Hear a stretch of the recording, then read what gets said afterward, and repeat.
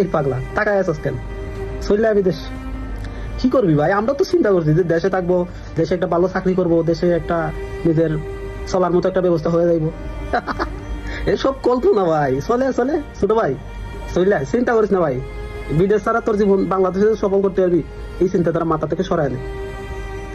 চলে ভাই, এটা চিন্তা করিস। তোমার একজনের জন্য যদি 6 জনের 5 জনের ফ্যামিলিতে, ওই 5 জন যদি মানুষ, তোমরা 6 জন ফ্যামিলির, তুমি সহ 6 জন ফ্যামিলির, ওই 5 জন যদি তোমার জন্য ভালো থাকে ভাই, চলে আয়। বুঝো নাই কথা? তুমি ইনকাম করতেছো 1 লক্ষ টাকা বিদেশে, প্রবাসে 1 লক্ষ টাকা ইনকাম করতেছো। তোমার দেশে তোমার 2 টাকা ইনকাম ছিল না, তোমার আব্বু হয়তো 20,000 টাকা 25,000 টাকা ইনকাম করতো, তো ফ্যামিলিটা 6 জনের 5 জনের ফ্যামিলি অনেক কষ্ট হয়ে যাইতো। এখন তুমি বিদেশে আসছো, তোমার মান্থলি 1 লক্ষ টাকা ইনকাম হইলো, তাইলে তোমার কি হইলো? দেশে 80,000 টাকা পাঠাইলে 20,000 টাকা তোমার পকেট খরচ, খাওয়া টাওয়া। এই 5 জন মানুষ ভালো থাকবো ভাই, চললে। কি করবি পাগলা? দেশে কি আছে? কিছুই নাই।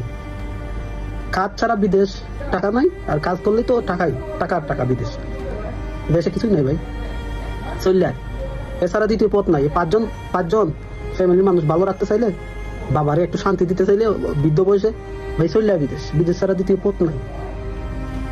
মারে একটু ভালো রাখতে চাইলে, ছোট ভাই বোনদের একটু একটু ভালো করে মানুষ করতে চাইলে, ভাই চললে তোর জন্যই বিদেশ ভাই। এছাড়া মানে পথ নাই, দ্বিতীয় পথ নাই বাংলাদেশে ভাই। বাংলাদেশে থেকে কোনো লাভ হইব না, চললে।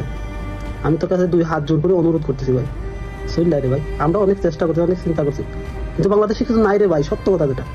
তো আমার কথা বিশ্বাস কর, বাংলাদেশে কিছু নাই। চোখ মুদ্রা চতুর্দিকে টাকা, কিছুই নাই বাংলাদেশে। একজন একজন উচ্চশিক্ষিত ছেলের 15-20 হাজার টাকা চাকরির একটা ব্যবস্থা নাই। কোন দেশে তুমি থাকবে? থাকবে কোন দেশ? আমরাই তো চাইছিলাম যে মা বোনের সামনে একটু থাকবো, ওদের চেহারা ছবি দেখবো, এটাই তো চায় সবাই। কিন্তু সেই ব্যবস্থা বাংলাদেশে নাই। বাংলাদেশে সেই ব্যবস্থা নাই ভাই, চললে আয়। বাকিটা আল্লাহ তো আছেই, রিজিকের মালিক আল্লাহ।